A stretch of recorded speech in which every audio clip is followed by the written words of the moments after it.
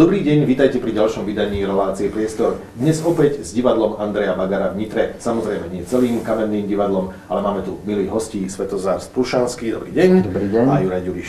Dobrý deň. Páni, Sladká Charity. Nemáme ju tu, o to lepšie sa o nej bude klebetiť. Sladká Charity je je názov, ale teda hlavná postava, ktorej hovoríme Sladká Charity, je to tanečnica. A je to jeden z najúspešnejších muzikálov, aké sa na svete kedy uviedli. A teraz budem múdry ako rádio. A koncom 60. rokov kniha, nasledoval muzikál, potom film a každých zhruba jednu dekádu sa obnovilo buď v Londýne, v Mexiku, v Kanade momentálne, myslím sa, uvádza. A úžasná vec v Nitre. Väčšinou sa takéto veľké kusy, Bratislava si to uzurpuje pre seba, ale tento raz ste zavojovali a vážna vec sa podarila a mali sme možnosť natočiť aj na premiére zábery. Samozrejme, pozrieme sa aj na zo pár ukážok, ktoré sme nakrútili, ale mňa by zaujímalo teda, o čom je Sweet Charity a koho na ňu pozvať.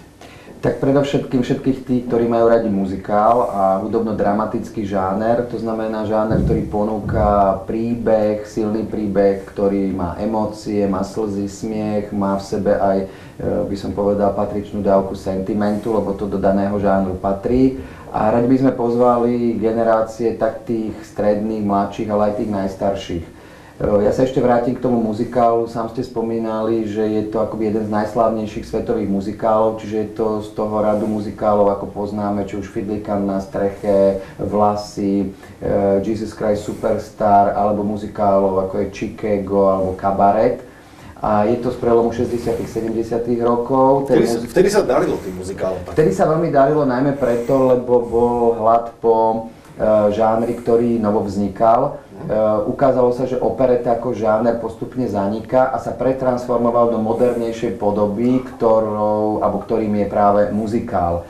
Má o mnoho modernejšie hudobné spracovania, má veľmi výrazné tanečné čísla a má aj to, by som povedal, činoherné, príbehové zázemie, o mnoho, by som povedal, také prepracovanejšie.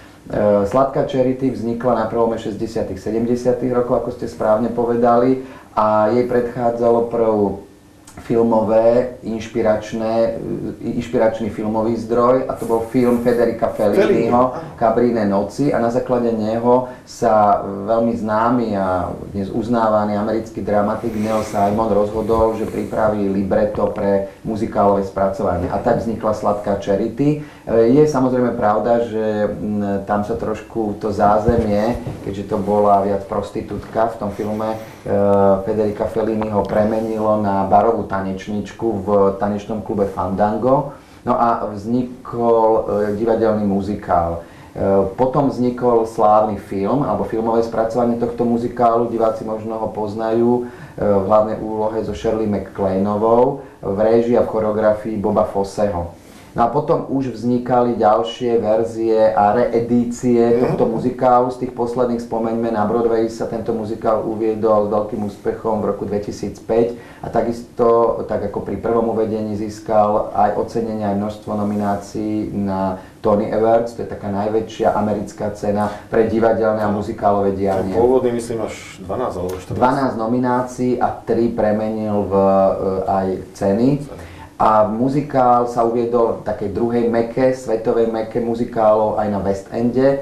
A posledný revival, alebo to nové uvedenie tohto muzikálu bolo v roku 2010-2011. On sa donedávna ešte aj hral. Takisto získal množstvo nominácií, aj 2 ocenenia Olivier Awards, to sú ceny v britskej divadelnej branži. A tam sa takisto s úspechom uviedol. Dokonca musím povedať, že okolo toho muzikálu vzniklo aj v zahraničnej tlači a v tej zahraničnej branži aj mnoho takých klebiet. Napríklad v tom anglickom uvedení mala účinkovať aj Britney Spears, ale sa nedohodli s kolegyňou, ktorá s ňou mala alternovať. A povedzme Christina Applegate, čo je známa filmová a aj divadelná herečka, takisto v tomto muzikáli excelovala a získala jednu práve z tých už spomínaných cien. Takže po tomto medzinárodnom renome sme sa rozhodli, že po tomto muzikáli, ktorý preukázal aj po tých rokoch svoje kvality, tak dramatické, hudobné, ale aj by som povedal výpovedné, že siahneme u nás v Nitre, Z dôvodu takého, že máme aj hlavné predstaviteľky doma v divadle, a to je Kristína Turianová a Klaudia Kolembusová. Máme množstvo šikovných herečiek, ktoré môžu hrať, spievať a tancovať v tom spomínanom klube Fandango. To je ale teda dosť drsná trojkombinácia, lietať po pódiu, spievať, hrať a všetko. Tá základňa hercov, to je veľmi limitujúce. No a to posledné, čo bolo veľmi pre nás určujúce, je, že hlavná hrdinka Sladká Charity je také útle malé žienia, ktoré je doslova do písmena priam energetickým zdrojom a vie tú pozitívnu energiu okolo seba šíriť, a máme pocit, že celé to predstavenie je postavené na tom, že by sme radi divákom v dnešnej dobe trošku tej pozitívnej energie vliali práve prostredníctvom tej inscenácie. Veľmi chválim, pretože životaschopný muzikál dokáže trošku rozžiariť. Ja rovno poviem za seba, čo som videl ukážky a veľmi rád sa prídem pozrieť, že to nie je ťažoba. Je to ľahký žáner a pobaví skutočne, oddychnete si, uvoľnite sa, zabudnete na problémy, pretože toto je jedna z vecí, ktoré teraz v tejto dobe potrebujeme asi najviac. Som rád, že ste spomenuli tých Christine Applegate a podobne, lebo som začul, a to sa spýtam, či to je pravda, že Sting spieval dokonca v tomto, alebo Jagger, alebo takýto film. Aj Mick Jagger, aj Sting. Ten muzikál má hlavnú predstaviteľku Sladkú Charity a ona, jej hlavným problémom a témou je, že hľadá šťastie a lásku vo svojom živote. No a stretáva niekoľko mužov. Charlie je prvý muž, ktorý ju opustí a priam hodí do jazera, potom stretáva slávnu filmovú hviezdu Vittoria Vidala a na konci, alebo uprostred toho príbehu, tým tretím mužom tohto príbehu je Oscar, mladý muž, ktorého hrá aj Juraj Ďuriš, aj Roman Poláčik, aj Peter Kadlečík. Na ceste putovaním za tou láskou a šťastím v živote oni ako stretávajú aj ďalšie postavy. Na jednou z nich je aj majster Brúbek a to je postava tzv. Riaditeľská, ktorá predovšetkým má svoj zástroj spevácky a tanečný, menej už herecký. No a vo svete zvyčajne sa to obsadzuje nielen hercami, ale aj veľmi známymi a charizmatickými spevákmi, to znamená hviezdami pop music. A tak prišlo aj na Stinga, aj na Jaggera. No, Stinga si viem predstaviť, pardon, ale toho Jaggera teda veľmi... Ja si zase myslím, že ten Jagger mohol v tom o mnoho viacej zafungovať, lebo je to tá postava majstra Brúbeka mierne nadsázková a vychádza to veľké hudobné číslo práve z takého, by som povedal, aj dnes by sa dalo nazývať toho reperského, hip-hopového, alebo v tom období, keď vznikal ten muzikál, z toho sketového prostredia hudobného. No a my sme sa takisto inšpirovali touto skutočnosťou zahraničného obsadzovania a v našom majstrovi Brúbekovi diváci uvidia nielen herca Martina Nahálku, ale alternujú v tej postave Kuli z Desmodu a Kuko z skupiny Horkyže Slíže. A opäť to vychádzalo z našej takej predstavy, že sme chceli ten muzikál urobiť tzv. Rodinný, nitriansky a účinkujú v ňom herci našeho divadla alebo herci, ktorí v tomto divadle v minulosti účinkovali, či už Jana Valocká alebo Tonka Miklíková. A tak sme si povedali, tak ak spevákov, tak ostaňme na pôde Nitry, buďme domáci, nitriansky, a tak sme oslovili týchto spevákov, našich aj kamarátov, ktorí s našim divadlom mali aj v minulosti veľmi dobré vzťahy, mnohí herci im účinkovali v klipoch, títo speváci so svojimi kapelami radi prichádzali a prichádzajú na naše predstavenia, takže sme im ponúkli túto rolu, oni to s radosťou prijali a sú takou čerešničkou na tortičke, takým trošku iným osviežením v tomto muzikále. Som veľmi rád, že sme spomenuli aj Juraja, pretože už vidím na ňom, že by rád prehovoril, či nie. Dobre sa to počúvam. Ja som hlavne zvedavý nad tou kombináciou tanec-spev a hranie, lebo podľa mňa je to jedna z najzložitejších vecí, ako to ustrážiť na tom. Vy ako choreograf, režisér, asi viete, čo chcete, keď to tam proste, ale ako to ten herec všetko dostane do hlavy. Vy ste ten tretí muž. Áno, teda ktorého... Ten najhlavnejší, ten v podstate, ktorý to potom celé zakončí. Stretne, hej. Neprezrádzajme pointu pre tých, ktorí nevideli, ale teda v čom je postava zaujímavá? V čom to treba vytvoriť? Postava, no hlavne ja som mal najväčšie také obavy bolo to, že sme tam mali spievať a plus ešte som myslel, že bude to aj nejako veľko tanečné, ako ste hovorili, že s tým tancom. A udýchať to celé a jednak, že je tam taká jedna scéna, ktorá je vo výťahu sa odohráva, tá je veľmi, tam to je to prvé stretnutie, kde to vlastne vzplanie medzi nimi alebo niečo preskočí, nejaká iskra. a tam je tá situácia sama o sebe je taká vypätá a potom hneď za tým nasleduje pesnička. Čiže tam je to taký bod, kde je to ťažké a treba si rozdeliť, áno, aj ten dých, aby tam všetko fungovalo a samozrejme, že je tam aj teplo, sme v nejakých kostýmoch a človek musí sa tam v tom parí, no ale pre mňa ako toto bola taká výzva, hlavne ten spev, lebo dlho som to nejako sebe neoprašoval. Bolo treba aj pedagóga hlasového poradenia? No určite áno, tak musím sa poďakovať Evičke Pacovskej, ktorá s nami takto strávila pár hodín týmto a počúvala nás. A myslím si, že okolo celého toho, jak to tam bolo, potom tá atmosféra aj tých tanečníkov, ktorí tam boli v tom zákulisí, to veľmi príjemne sa tam pohybovalo a nadviazalo mnoho týchto kamarátstiev, ktoré tam boli, že keď sme potom celý tento proces skončili, tak si pamätám tú nedeľu, keď sme sedeli v tom bufete, ako všetci len tak čakali, kedy už príde ten zájazdový autobus a odvezie všetkých preč. Taká nostalgia nastala z toho, že bolo to pekné naozaj skúšobné obdobie.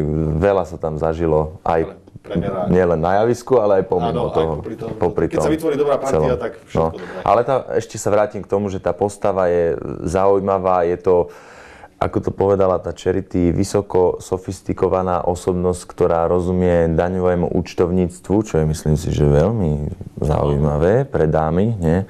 A hlavne aj pre takú barovú hostesku to môže byť atraktívne, ktorá teda...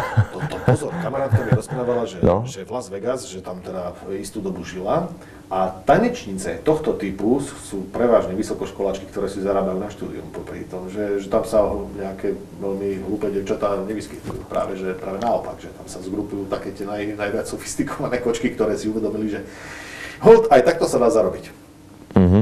Ja chcem ešte povedať niečo k tomu skúšobnému obdobiu. Napriek tomu, že vznik muzikálu je veľmi komplikovaný mechanizmus, lebo musíte tam zladiť niekoľko zložiek, množstvo účinkujúcich, techniku. Keď trošku chcete tým divákom priniesť aj lahodu pre oči a pre to vizuálne, tak samozrejme aj kostýmy a dekorácia, ktorá v tomto prípade jedna pani diváčka na jednom z prvých predstavení, to si pamätám, aj sa to už cituje, hovorila, že ja som myslela, že som prišla do divadla, že idem do divadla do Nitry a došla som do Hollywoodu alebo na Broadway. Tak je to trolinku, sme sa tak pokúsili za tú, by som povedal, malú chvíľu, trošku taký akoby závan toho európskeho alebo svetového muzikálového vzduchu priniesť aj do Nitry. A keď sa tá pozitívna energia, a to sa tu podarilo v tom zložitom mechanizme, naakumuluje, tak verím, že keď sa ona preniesie do inscenácie, tak to je to hlavné. To som niekoľkokrát aj kolegom, hercom, tanečníkom, kolegom zo zákulisia hovoril, tá pozitívna energia, ktorú my naakumulujeme za tých 10 týždňov skúšobného, to je to jediné, čo tým divákom môžem odovzdať cez to predstavenie. A tie prvé ohlasy, reakcie, aj tie bežné reakcie na tom predstavení hovoria, že asi tej pozitívnej energie nie je málo a že tí diváci to vnímajú a prijímajú. Premiéra je úžasná vec, ako dopadla z pohľadu herca? Premiéra dopadla dobre, aj keď si myslím, že vždycky premiéry sú o tom, že tam prídu aj ľudia, ktorí sa tomu divadlu ako rozumejú alebo venujú sa mu viac. Povedzme to takto, prídu tam aj rýpaví kritici. Áno, ktorí takto rýpu a niekedy to môže budiť dojem, že veľa, áno, samozrejme, že nebolo tam až tak reakcií, ako keď sa hralo úplne prvá verejná generálka, kde prišli prajní diváci, takí, ktorí naozaj ocenili tú energiu. Toto je ono. Divák, lebo každý ako keby očakával, že musím mať na záver názor na to, neviem prečo. Prišiel som sa do divadla baviť na muzikál, tak sa bavím a jediné, bavil som sa dobre, nebavil som sa. To sú asi podľa mňa také, možno to vidím čierno-bielo, ale neviem prečo tam ľudia chodia rýpať do vecí, ktoré by mali ostať trošku v takom nadhľade na cárske a pri sa zabaviť. A sám aj režisér povedal, nemá rád premiéry. Nemám rád premiéry. Dobrá premiéra je tá, ktorá začne, ktorá aj skončí. A či je premiéra úspešná? Áno, nikto nezomrel, všetko sa odohralo, čo sa odohrať malo, nepadli kulisy. A pre mňa, ako po premiére, sú najnetaktnejšie otázky. Ja sa nikdy nikoho nepýtam, ako sa ti to páči, čo si o tom myslíš. A ja ani neočakávam, že by niekto mi takýto názor mal na premiére alebo po premiére vyjadrovať. V ten večer my završíme nejaký proces a my s radosťou chceme si aj tak osláviť spolu s divákmi, užiť to, že sme to v zdraví prežili. A druhý deň ráno o 7 nech sa páči, mi môže kto zatelefonovať, povedať svoj názor, veľmi aj kriticky a podobne. Mňa teší, že už máme za sebou aj také tie prvé reprízy, kde prišiel divák, ako my hovoríme, úplne bežný divák, ktorý ako si zaplatil. A tie reakcie, tie ohlasy, aj tá energia, ktorá počas tých predstavení, tých prvých repríz bola veľmi pozitívna. Pri žánri, ako je muzikál, to je ako s tou politikou a s tým futbalom. Do divadla sa každý rozumie, každý by vedel, ako sa to dá a malo by sa to robiť. A ja hovorím, nech sa páči, sú tu možnosti, ukážte, predvedte, všetci máme priestor na život, divák rozhodne a sám si povie a to predstavenie svoj život už nejako začne žiť. Takže ja mám pocit, že ten žáner je jasne vymedzený, že on ani nerieši dušespity, ani existencionálne problémy chodu sveta a jednotlivca v ňom. On chce ponúknuť príbeh so svojimi silnými emóciami, postavy, ktoré dokážu ľudí rozosmiať, rozplakať, tanečné a spevácké čísla, ktoré verím ľuďom pohľadia dušu a to je to, čo ten žáner má priniesť a ak prinesie, tak svoj účel splnil. Ja by som teda rád na záver pochválil dramaturgiu divadla, lebo je postavené tak dobre, že má z každého trošku, každý divák si nájde svoje, ľahší žáner, ťažší žáner, je tam komédia, je tam dráma, je tam muzikál, je tam všetko. Takže ak máte chuť, divadlo Andreja Bagara a v najbližších týždňoch sledujte program a nájdete si svoju sladkú charity, oplatí sa. A teraz ešte jedna malá taká drobnosť na budúce, ak sa stretneme opäť v priestore s divadlom Andreja Bagara, prebehneme, myslím, že sa stretneme spolu opäť, zbehneme si program povedzme v decembri a povieme si, čo všetko tam ešte diváci môžu nájsť v tom takom predvianočnom, vianočnom a povianočnom čase. Takže ďakujem za pozornosť aj hosťom štúdiu, Juraj Ďuriš, Svetozár Sprušanský z divadla Andreja Bagara. Ďakujem pekne, dovidenia, do počutia.